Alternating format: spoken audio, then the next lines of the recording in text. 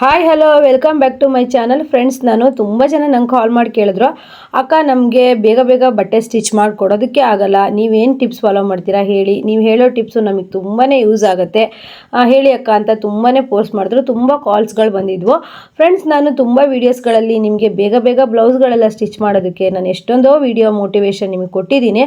ಆದರೂ ಇವತ್ತು ಇನ್ನೂ ಹೆಚ್ಚಿನದಾಗಿ ಮೋಟಿವೇಶನ್ ಅನ್ನೋ ಒಂದು ಮಾತುಗಳನ್ನು ಹೇಳ್ತೀನಿ.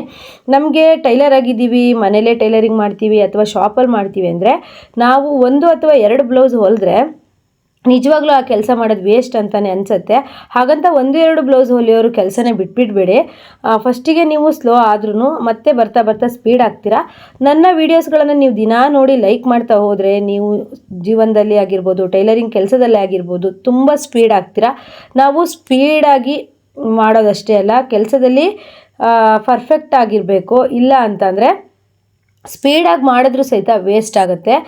ನಾನು ಚಿಕ್ಕ ವಯಸ್ಸಿಂದನೂ ನನಗೆ ಹೇಗಂದರೆ ನಾನು ಟೈಮನ್ನು ತುಂಬಾ ಕರೆಕ್ಟಾಗಿ ಆ ಟೈಮಿಗೆ ಅದಾಗಬೇಕು ಅನ್ನೋದು ನನ್ನ ಮೈಂಡಲ್ಲಿ ಚಿಕ್ಕ ವಯಸ್ಸಿಂದನೂ ಒಂದಿರುವಂಥ ವಿಷಯ.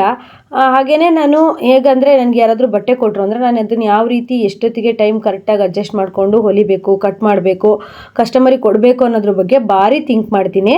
ಹಾಗೆಯೇ ಮನೇಲಿ ಟೈಲರಿಂಗ್ ಮಾಡೋದ್ರಿಂದ ನನಗೆ ಕಾಲ್ ಮಾಡಿ ಕೇಳಿದವರಲ್ಲಿ, ಅಕ್ಕ ನಮಗೆ ಮಧ್ಯಾಹ್ನ ತನಕ ಬರೀ ಮನೆ ಕೆಲಸ, ಮಕ್ಕಳು ನೋಡ್ಕೊಳ್ಳೋದು ಅದು ಇದು ಆಗಿಬಿಡತ್ತೆ, ಮಧ್ಯಾಹ್ನ ನಂತರ ನಮಗೆ ಬಟ್ಟೆ ಹೊಲಿಯೋದಕ್ಕೆ ಮನಸ್ಸೇ ಬರೋದಿಲ್ಲ, ಊಟ ಮಾಡಿ ಮಲ್ಕೊಂಬಿಡೋಣ ಮಧ್ಯಾಹ್ನ ಅಂತ ಅನಿಸ್ಬಿಡತ್ತೆ ಅಂತ ಹೇಳ್ತಾಯಿದ್ರು. ಹಾಗೆ ನಾನು ಸಹ ರೆಸ್ಟ್ ಮಾಡ್ತೀನಿ, ರೆಸ್ಟ್ ಮಾಡಲ್ಲ ಅಂತ ಹೇಳಲ್ಲ. ಆದರೆ ತುಂಬ ಸುಸ್ತಾದಾಗ, ಆಯಾಸ ಆದಾಗ, ನನಗೆ ರೆಸ್ಟ್ ಬೇಕು ಅನ್ನಿಸ್ದಾಗ ನಾನು ಒಂದು 10ರಿಂದ 15 ನಿಮಿಷ ನಾನು ರೆಸ್ಟ್ ಮಾಡ್ತೀನಿ ಫ್ರೆಂಡ್ಸ್. ಫಸ್ಟ್ನೇದಾಗಿ ನೀವು ಬೆಳಗ್ಗೆ ಎದ್ದು ಏನು ಕೆಲಸ ಮಾಡ್ತೀರೋ ಅದು ಸೆಕೆಂಡ್ರಿ. ಆದರೆ ನೈಟಲ್ಲಿ ನೀವು 1 ಗಂಟೆ ದಿನಕ್ಕೆ ಕಟ್ಟಿಂಗ್ ಮಾಡೋದಕ್ಕೆ ಅಂತ ಇಟ್ಕೊಳ್ಳಿ. ನಾಳೆ ಯಾವುದೆಲ್ಲ ಬಟ್ಟೆ ಸ್ಟಿಚ್ ಮಾಡಬೇಕು ಅದರ ಬಗ್ಗೆ ನೀವು ಸ್ವಲ್ಪ ಗಮನ ಕೊಡಿ. ಅಟ್ಲೀಸ್ಟ್ ನಿಮಗೆ ಕಟ್ಟಿಂಗ್ ಮಾಡೋದಕ್ಕೆ ಗೊತ್ತಾಗಲೇ ಇಲ್ಲ ಅಂದರೆ ಫಸ್ಟು ನಿಮಗೆ ಕಸ್ಟಮರ್ ತುಂಬ ಬಟ್ಟೆ ಕೊಟ್ಟಿದ್ದಾರೆ ಅಂದರೆ ಅದನ್ನೆಲ್ಲ ತೆಗೆದುಬಿಟ್ಟು ಒಂದು ಸತಿ ನೋಡಿ, ಯಾವ ರೀತಿ ಹೊಲಿಬೇಕು, ಯಾವ ರೀತಿ ಕಟ್ ಮಾಡಬೇಕು, ಅಥವಾ ಯಾವುದೆಲ್ಲ ಲೈನಿಂಗ್ ತರಿಸ್ಕೊಬೇಕು ಅಂತ ಒಂದು ಸತಿ ಬಟ್ಟೆನ ತೆಗೆದು ನೋಡಿ. ಆಗ ನಿಮಗೆ ಐಡಿಯಾ ಬರುತ್ತೆ. ಇನ್ನೊಂದ್ಸಲಿ ನೀವು ಲೈನಿಂಗ್ ತರಿಸ್ಕೊಂಡು ಕಟ್ ಮಾಡೋಕ್ಕೆ ಆಗುತ್ತೆ ಫ್ರೆಂಡ್ಸ್. ನೋಡಿ, ನಾನು 8:15ಗೆ ಕಟ್ಟಿಂಗ್ ಮಾಡೋದಕ್ಕೆ ಕೂತ್ಕೊಂಡೆ. 4 ಡ್ರೆಸ್ ಕೊಟ್ಟಿದ್ದರು. ಹಾಗೆ 2 ಡ್ರೆಸ್ಸನ್ನು ಕಟ್ ಮಾಡಿದ್ದೀನಿ. 2 ಡ್ರೆಸ್ ಕಟ್ ಮಾಡೋದಕ್ಕಿಂತ ಮುಂಚೆ ನಾನು ಸ್ವಲ್ಪ ಅಡುಗೆ ಎಲ್ಲ ಮುಗಿಸ್ಕೋಬೇಕಿತ್ತು. ಅಡುಗೆನೆಲ್ಲ ಮುಗಿಸ್ಕೊಂಡು ಮತ್ತೆ ನಾನು ಈಗ ಕಟ್ಟಿಂಗ್ ಮಾಡ್ಕೊತೀನಿ. ಇನ್ನೂ 2 ಡ್ರೆಸ್ಸು ಮತ್ತು ಹಾಗೆ 2 ಬ್ಲೌಸನ್ನು ಕಟ್ ಮಾಡ್ಕೊಳ್ತೀನಿ. ಹಾಗೆ ನಾನು ವೀಡಿಯೋದಲ್ಲಿ ಫಸ್ಟ್ ತೋರಿಸ್ದೆ ಅಲ್ಲ, ಅದೆಲ್ಲ ಹಿಂದಿನ ದಿನ ರಾತ್ರಿ ಕಟ್ ಮಾಡಿ ನೆಕ್ಸ್ಟ್ ಡೇ ಸ್ಟಿಚ್ ಮಾಡಿರೋಂಥದ್ದು. ಈಗ ನಾಳೆಗೆ ಸ್ಟಿಚ್ ಮಾಡಬೇಕಲ್ವಾ, ಕಟ್ಟಿಂಗ್ ಮಾಡಿ ಲೈನಿಂಗು. ಹಾಗೆ ನೋಡಿ, ಈ ಡ್ರೆಸ್ಸು ಕಟ್ ಮಾಡಿದೆ. ಇದಕ್ಕೆ ಅವ್ರು ಹೇಳಿದರು ಪ್ಯಾಂಟು ಮತ್ತು ಲೈನಿಂಗು ಒಂದರಲ್ಲೇ ಇದೆ, ನೀವು ಅದನ್ನು ಹಾಕಿ ಕಟ್ ಮಾಡಿ ಅಂತ. ಆದರೆ ಕಟ್ಟಿಂಗ್ ಮಾಡ್ತಾ ಗೊತ್ತಾಯಿತು ಕೊಟ್ಟಿರೋ ಬಟ್ಟೆ ಪ್ಯಾಂಟಿಗಷ್ಟೇ ಸಾಕಾಗುತ್ತೆ, ಲೈನಿಂಗಿಗೆ ಸಾಕಾಗಲ್ಲ ಅಂತ.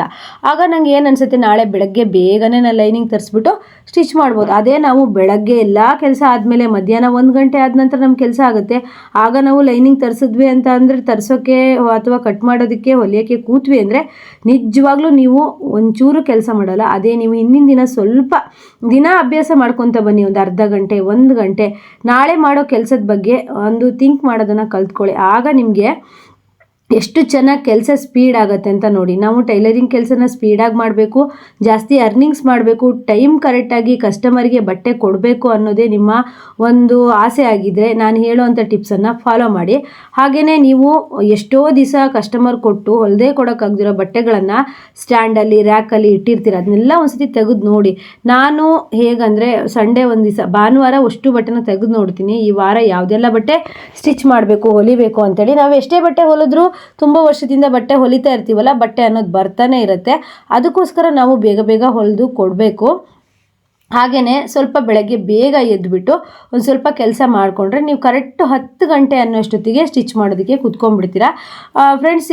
ಹೇಗಾಗುತ್ತೆ ಅಂದರೆ ನಾನು ನೈಟಲ್ಲಿ ತುಂಬ ರೆಡಿ ಮಾಡ್ಕೊಳ್ತೀನಿ. ಅಂದರೆ ನಾಳೆಗೆ ಮಾಡೋಂತಹ 3/4% ಕೆಲಸನ ರಾತ್ರಿ ಸ್ವಲ್ಪ ರೆಡಿ ಮಾಡಿಕೊಂಡು ಬೆಳಗ್ಗೆ ನನಗೆ ತೀರಾ ಬೇಗ ಹೇಳೋದಕ್ಕೆ ಆಗೋದಿಲ್ಲ. ಅಂದರೆ ಸ್ಟಿಚ್ ಮಾಡುವಾಗ ಹೇಳ್ತೀನಿ, ಆದರೆ ಇವಾಗ ಸ್ವಲ್ಪ ಕಡಿಮೆ ಬಟ್ಟೆ ಸ್ಟಿಚಿಂಗ್ ಇದ್ದಾಗ 5:30, 6 ಗಂಟೆ ಹೀಗೆ ಹೇಳ್ತೀನಿ.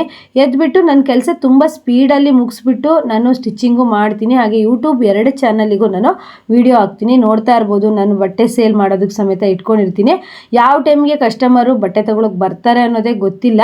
ಹಾಗಾಗಿ ಬಟ್ಟೆ ಸೇಲ್ ನಾವೀಗ ಒಂದೇ ಕೆಲಸನ ನಂಬ್ಕೊಂಡಿದ್ರೆ ನಿಜವಾಗ್ಲೂ ಅದರಲ್ಲಿ ನಾವೇನು ಮಾಡೋಕ್ಕಾಗಲ್ಲ. ಅದರಿಂದ ನಾನು ಯೂಟ್ಯೂಬ್ ಚಾನಲ್ ಆಗಿರ್ಬೋದು, ಬಟ್ಟೆ ಸೇಲ್ ಮಾಡೋದಾಗಿರ್ಬೋದು, ಟೈಲರಿಂಗ್ ಆಗಿರ್ಬೋದು, ಇದೆಲ್ಲದನ್ನು ನಾವು ಕರೆಕ್ಟಾಗಿ ಮೇಂಟೈನ್ ಮಾಡಬೇಕು. ಅಂದರೆ ಟೈಮ್ ಕರೆಕ್ಟಾಗಿ ನಮ್ಮ ಕೆಲಸಗಳಿರಬೇಕು. ಹಾಗೆಯೇ ಶಿಸ್ತಾಗಿ ಒಂದು ಹೇಗಂದರೆ ಕೆಲಸ ಮಾಡ್ತಿದ್ದೀವಿ ಅಂದರೆ ಕರೆಕ್ಟಾಗಿ, ಈಗ ನಾನು ಟೈಲರು ಮನೇಲಿ ಟೈಲರಿಂಗ್ ಮಾಡ್ತೀನಿ ಅಂತ ಎಲ್ಲ ತಲ್ಲಿ ಬಟ್ಟೆಗಳನ್ನು ಬಿಸಾಕೊಂಡು ಅಥವಾ ಹೇಗಾತಾಗಿ ಇಟ್ಕೊಂಡು ನೀಟ್ನೆಸ್ ಇಲ್ಲ ಅಂದಾಗ ನಾವು ಕೆಲಸನ ನೀಟಾಗಿ ಮಾಡೋಕ್ಕಾಗಲ್ಲ. ನಾವು ಬಟ್ಟೆಗಳನ್ನು ನೀಟಾಗಿ ಇಟ್ಕೊಳ್ಳೋದಾಗಲಿ, ನೀಟಾಗಿ ತೋರಿಸೋದಾಗಲಿ, ಹಾಗೆ ಕರೆಕ್ಟ್ ಟೈಮ್ಗೆ ಕಸ್ಟಮರ್ಗೆ ಕೊಡೋದಾಗಲಿ ಮಾಡಿದ್ರೆ ನಮಗೆ ಬಂದಂತಹ ಕಸ್ಟಮರೇ ಬಟ್ಟೆಗಳನ್ನು ತೊಗೊಂಡೋಗ್ತಾರೆ. ಈಗ ಒಂದು ವಾರದಲ್ಲಿ ಫ್ರೆಂಡ್ಸ್ ನನಗೆ ಬಟ್ಟೆ ಹೊಲ್ಸೋಕ್ಕೆ ಬಂದಂಥವ್ರೇ ನನಗೆ ಬಟ್ಟೆಗಳನ್ನು ತೊಗೊಂಡೋದಂಥವ್ರು ತುಂಬ ಜನ ಇದ್ದಾರೆ. ನಾನು ಮಳೆಗಾಲ ಆಗಿರೋದ್ರಿಂದ ಒಂದು ಸ್ವಲ್ಪ ಅಮೌಂಟನ್ನು ನಾನು ನೈಟಿಗೂ ಇನ್ವೆಸ್ಟ್ ಮಾಡಿದ್ದೆ. ಹಾಗಾಗಿ ನೈಟಿ ಮಳೆಗಾಲ ಅಲ್ವಾ, ಈಗ ಒಣಗಾಲ ಅಂದ್ಬಿಟ್ಟು ನೈಟಿಗಳನ್ನು ತೊಗೊಂಡೋಗ್ತಾರೆ. ಹಾಗೆ ನೈಟಿಗಳು ಅಲ್ಲೂ ಒಂದು ಕವರಲ್ಲಿದೆ,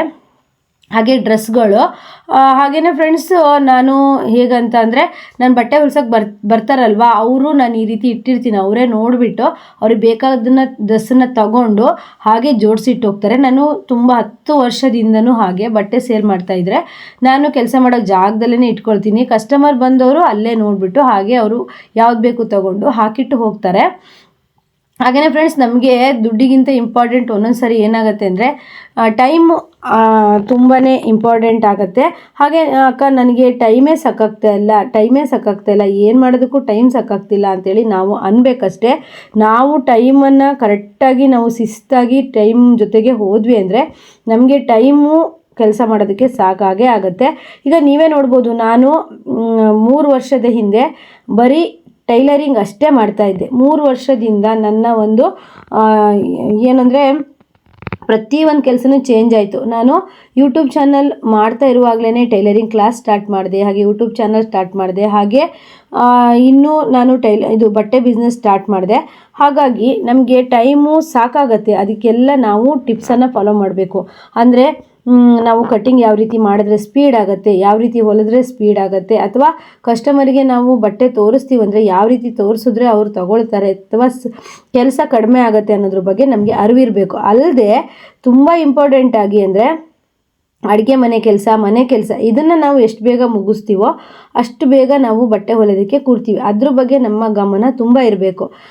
ನಾವು ಒಂದು ದಿವಸ ಫುಲ್ಲು ಡೀಪ್ ಕ್ಲೀನ್ ಮಾಡೋದಕ್ಕೆ ಹೋದರೆ ಇಡೀ ದಿನ ಅಲ್ಲೇ ಆಗುತ್ತೆ. ನಾನು ಹೇಗಂದರೆ ಪ್ರತಿದಿನ ಕಸ ಹೊಡಿಬೇಕಾಗಿರ್ಬೋದು, ನೆಲ ಒರೆಸ್ಬೇಕಾಗಿರ್ಬೋದು, ಮನೆ ಕ್ಲೀನಿಂಗ್ ಮಾಡ್ಕೊಳ್ತಾನೆ ಇರ್ತೀನಿ. ಆದಷ್ಟು ಸಂಧಿ ಮೂಲೆಯಲ್ಲಿ ವಸ್ತುಗಳನ್ನು ಇಟ್ಕೊಳ್ಳೋದಿಲ್ಲ, ಯಾಕಂದರೆ ಅದು ನಾವು ಹಬ್ಬ ಮತ್ತು ಅಥವಾ ಇನ್ನೇನೋ ಸ್ಪೆಷಲ್ ಡೇಯಲ್ಲಿ ಡೀಪ್ ಕ್ಲೀನ್ ಮಾಡಬೇಕಾಗತ್ತೆ. ಆದರೆ ಈಗ ನಾವು ಟೈಲರಿಂಗ್ ಮಾಡ್ತಾ ಇರ್ತೀವಿ, ಮನೆಯಲ್ಲೇ ಮಾಡ್ತಾ ಇರ್ತೀವಿ, ಪ್ರತಿದಿನ ಸ್ವಲ್ಪ ಸ್ವಲ್ಪ ಕ್ಲೀನ್ ಮಾಡಿಕೊಂಡು ಕ್ಲೀನಾಗಿ ಇಟ್ಕೊಂಡ್ರೆ ದಿಢೀರಂತ ನಾಳೆ ಯಾರೋ ನೆಂಟರು ಬರ್ತಾರೆ ಅಂದಾಗ ನಮಗೆ ಒಂದೇ ಸತಿಗೆ ಡೀಪ್ ಕ್ಲೀನ್ ಮಾಡೋದಕ್ಕೆ ಏನು ನಮಗೆ ಕಷ್ಟ ಅನಿಸಲ್ಲ. ಅಂದರೆ ನಾವು ನೀಟ್ನೆಸ್ ಪ್ರತಿದಿನವೂ ಮೇಂಟೈನ್ ಮಾಡಿಕೊಂಡ್ರೆ ಅಷ್ಟೊಂದು ನಮಗೆ ಏನು ಕಷ್ಟ ಆಗೋದಿಲ್ಲ. ಅದರಲ್ಲೂ ಫ್ರೆಂಡ್ಸ್, ನಾನಿರೋ ಮನೆ ಅಂತೂ ತುಂಬ ಹಳೆಯದು.